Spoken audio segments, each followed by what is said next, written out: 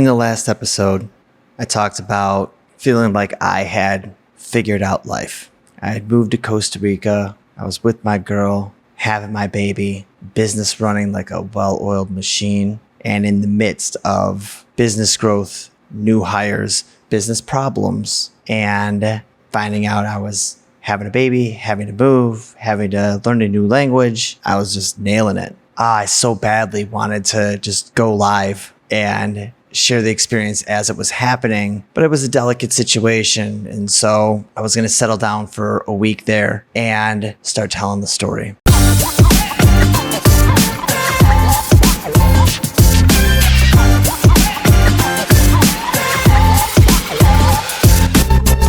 Turns out, I'm glad that I didn't just start running my mouth, because what happened next was the most terrible thing that could have happened. And even in my imagination of what the worst that could happen to be, aside of me getting sick and dying, it was worse than I could have imagined. That first week, I had set up my office, all the things that's required for me to do my job, which if you have our level up system and you see the setup that I have and how intentional it is and everything is exactly the way that I want it to be, I had gotten it to that point in one day. And I would wake up every morning, walk out of my bedroom, look outside of the window, my balcony, and just see the palm trees and hear the ocean. It was paradise. Me and my girl started getting into our routine, go to bed together, wake up in the morning, make love. I'd get started on work. She would get to sleep in an hour or two in. She'd make my coffee, tidy up the house, continue to grow our baby. She'd worked in her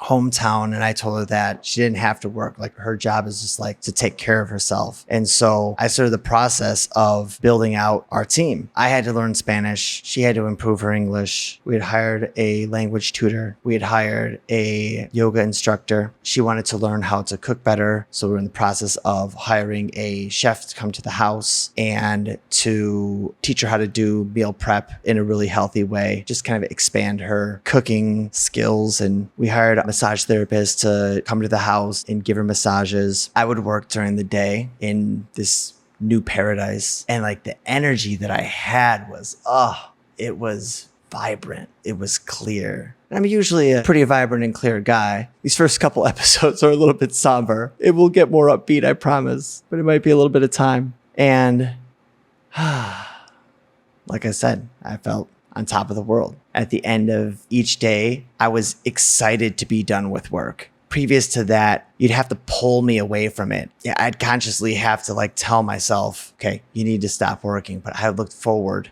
to stop working because it was, we would go to dinner, we would walk around the town, and then we would spend our nights starting to watch a new TV series and would debate, like, do we listen to it in Spanish with the English subtitles or vice versa? Watch our shows until 10:30. I'd lay on her belly and we would talk to the baby, and we would tell our baby how much we loved her and all the plans that we had for her, and just like sharing wisdom of life. After the first full week, we got into that rhythm. That first Friday, we were supposed to see a movie. We walked around town and just talked about deep things, and I was kind of sharing with her some details of my past relationships and how I don't usually date white girls, definitely not blonde girls, and mainly I date Latinas, and I've dated girls from different countries before, and I made a joke that Latinas were crazy. So I'm sorry. It was just my experience, because I had one girlfriend that I was madly in love with that struggled with some mental health issues and BPD and bipolar disorder. And I shared with her that like I was just crazy about that girl. Eventually I ended it because I didn't feel like we were a good fit to have kids. And I had shared with her what I have only shared with a few people, which was when we broke up, she ended up getting really drunk, having an episode, and she physically abused me. My face was all scratched up because she was throwing punches at me, and I got beat up by a girl that weighs 90 pounds, or maybe like 105. We were in a relationship for a couple of years, so you know how that goes.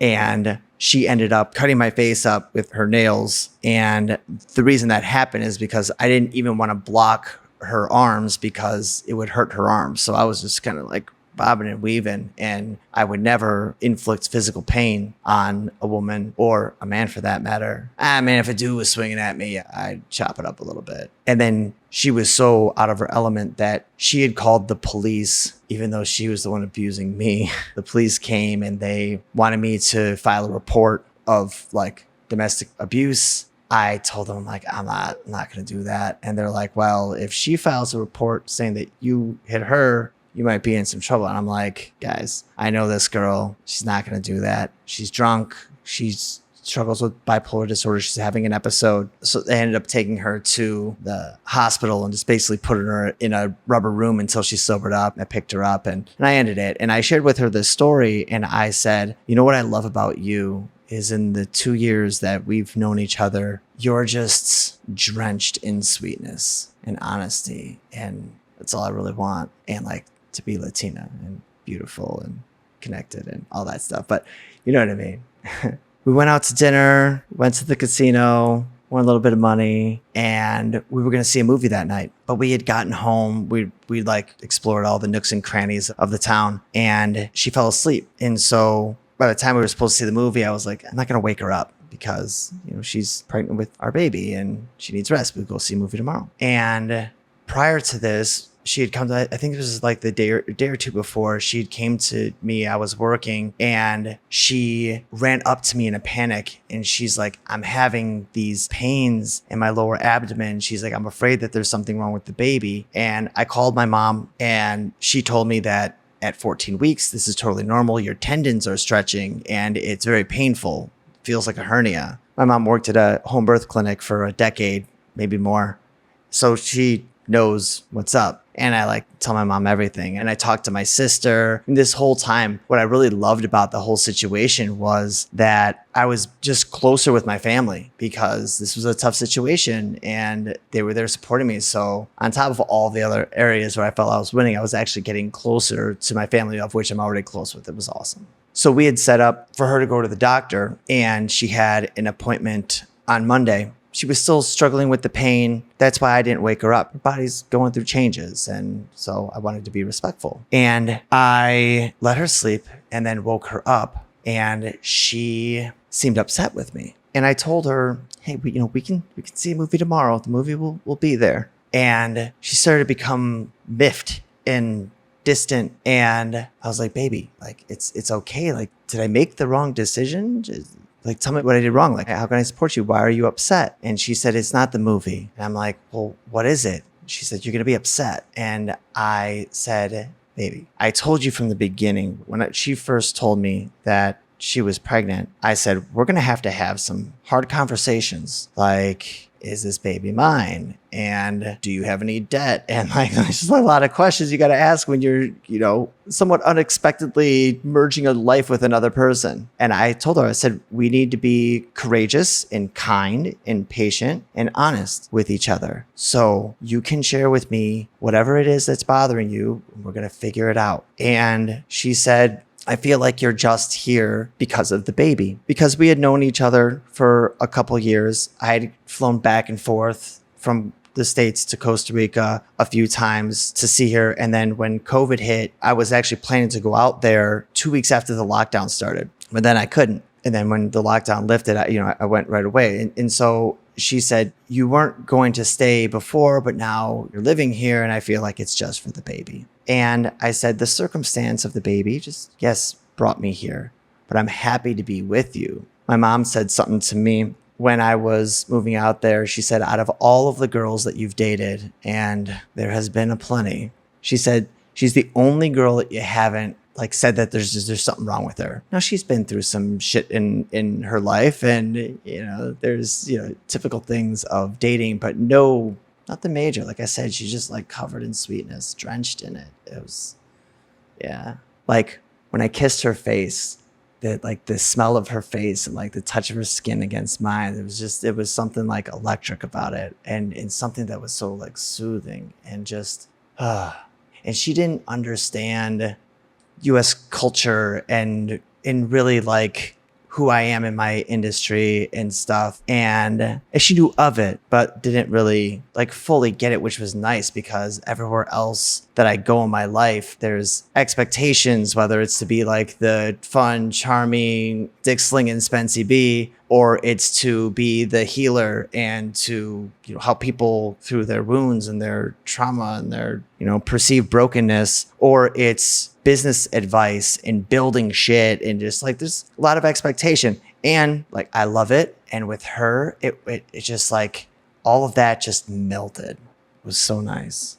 And so I said to her, yes, I'm here for the baby, but I'm happy to be doing life with you. We're doing great. Like I'm more happy than I've ever been. The day before, that Friday, we went out and we came back to the house and we just laid on the couch and I was laying on her belly and I cried, or I was different types of crying. I would say I wept for like 30 minutes of just like all the anticipation of just like getting there and wanting to have this baby so bad. All we had to do was just like not fuck it up. And so I was just so happy. And I shared with her too, like when I first met her a couple of years ago, like I think it was the second time that I went out to go see her, I jokingly, maybe not so jokingly, probably more not jokingly, said to her, I was like, I am frustrated with relationships and I want a family. And I said to her, would you surrogate a baby for me? Because I know in Costa Rica, like the economics are not as good as they are in the States. And I was like, I will pay you for it. And like, we'll have a baby together and you can still visit and stuff, but it'll be my baby. And she said, I would do that for you for free. This was years ago. Again, it was just a conversation over dinner and a little bit of wine. And I shared with her, I was like, although we did not plan this, we both wanted this. So I understand where you're coming from. I want to assure you, like, I'm not going anywhere. And then she tells me, she's like, well, I have something to tell you. And she said, do you remember how I told you that I was raped when I was 16? I said, yes. She said, well, I had a son. And I was like, okay, where is this son? She said, back in my hometown. And I was like, okay. And she's crying and she's feeling a lot of shame. And I just wanted to understand more. And I was like, does your son live with you? Or she said, no, I didn't want to keep the baby. My sister wanted me to keep the baby and said that she would take care of it because she was 16. And she said, so my sister and another woman take care of the baby. And for a couple of years, I didn't want to be involved because it reminded me of being raped. I knew the story of the sexual assault. And I knew that it was an ex-boyfriend that he went into jail for, I think, 3 years. She said, during COVID, I started having a relationship with my son. And so a lot's going through my head at this point in time. And she's like, are you going to leave? And I'm like, I'm not going to leave. I'm like, but I've got to figure, I got to like digest this. You got to give me a minute here. And she was getting like really just nervous, like, you're going to leave. You're going to leave. And I'm like, no, I'm not. I'm like, I just have to understand. Cause like, you just told me that you have a son, which means that I have a son. And it started going through my mind, like, how could you leave your kid back at home? That was the first thing where I was like, I don't know how you could do that. Shit, that month of June cost me 40 grand to like do all the things that I needed to do, to sign a year-long lease, to put down a security deposit. Like the story of the lease was nuts and not worth going into, but it cost me a lot of fucking money. And I probably paid an extra, 12 grand so I could show up 2 weeks earlier so I could hear the baby's heartbeat. And so I'm thinking I didn't want to miss anything. And I was willing to do anything to be a part of it. And you have a son and you just moved to a different part of the country? Like how? And I was like, what type of relationship do you have with your son? And she kept asking like, are you going to leave? Are you going to leave? And I'm like, no, but I don't know what we're going to do about this. Cause okay, if we have your son come here, well, first of all, we got a 4-year-old little boy who doesn't speak English. And if we take your son, there's another woman and your sister raising him. So we're going to be pulling him out of his environment and they've been raising him. So we're going to be taking essentially their child away. And so I asked like, did they legally adopt him? And she said no. And I was like, okay, do you talk to him? Like, what was your plan? And she's just like, I didn't have one. And again, she's young. She's in her early 20s. And I don't know, like the cultural differences or something. I was shocked. I was genuinely shocked. She started freaking out and being like, you know what, I'm just going to go back to Santa Cruz. And I'm like, okay, cool. Then I'm following you. She's like, no, you're not here. You're not here for me. You're here for the baby. Then she started talking about, I don't want to have this baby anymore. And I was like, what? First of all, abortion's illegal here. Second of all, I moved my entire life out here. And third, like, I'm not going anywhere. And she's like, if you don't want to be a part of my life, you don't want to be a part of my son's life, I'm just going to go back. And I'm like, no, I want to hear the baby's heartbeat. Like I'm going to the doctor with you on Monday. She's like, no, I don't want you to go to the doctor with me. She's like, you can just go. And I'm like, no, that's not happening. And again, it just came this loop of like, you're just here for the baby. And tell me that she doesn't want me to go to the doctor with her. I was like, no, that's what like a dad does. That's what like a good man does. That's what your partner does for you. That's why I came here, you know? And then she's like, nope, I don't want to have this baby. What if I take these pills? And I'm like, what? What if I take these pills? And I'm like, those are vitamins. So like, I don't think anything's going to happen if you take a shit ton of folic acid. So then she had some more serious pills. Let's just call them recreational. And I was like, first of all, where the fuck did you get that? And second of all, like, no. She's like, yep, I'm going to kill this baby. And I'm like, what? Like, you got to be kidding me. So she takes the pills, throws them in her mouth. And I was like, no. And again, like, I don't want to put my hands on a woman. Like, my parents raised me better than that. It's like, it's just not, I don't want to do it. But I had to do something. So I didn't like smack her or anything. But I grabbed her and I was like sticking my fingers down her throat to like try to get pills out of her mouth. I was like, please go make yourself throw up right now. Please go right now. And she was like, no. She ran away into the other room and she's crying hysterically. And I was like, shit, this shit's crazy. I'm like, should I have just like assured her that I was gonna like adopt her son? I had to think. It was just a lot at one time. And so now she's in the other room crying and I'm just looking up on the internet like, is this shit gonna kill our baby? Turns out no, based on what she took and how much of it she took, but it could fuck up some developmental things. So she came out a little bit later and she was like, I'm in pain. Like my muscles are tensing up. And I'm like, yeah, I'm sure they are. And it turns out she didn't take the pills. I don't know how she pulled that magic, but she didn't take the pills. And based on what it was, I could tell, especially after a couple hours, she did not take those pills. And so I'm just like, okay, there's a lot of not telling the truth here. So let's slow down. I'm like, everything's going to be okay. We're going to figure out what is with your son. I was like, to be honest with you, if you would have told me you had a little boy before, I'd have been ecstatic. I've said for years, dating a woman with a child, I'm 100% on board with that. I will teach your baby how to read. Like I'll teach your baby how to ride a bike, the ways of life, whole thing. Like, fuck, okay, fine, 2 kids. Like, great, awesome, I'm down. And she said her belly was still hurting and stuff. And I was like, baby, we're going to go to the doctor Monday. Like, everything's okay. Let's just relax. And she said to me, she's like, how are you being still so kind to me?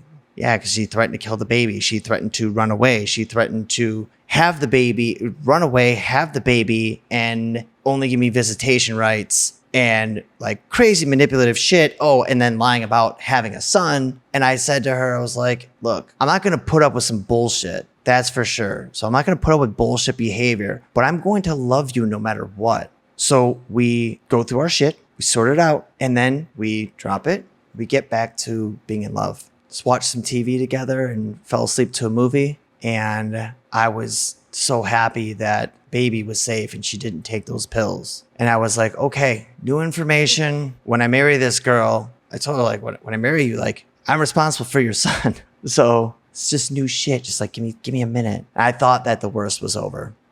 It was only just beginning. I've dealt with crazy shit before.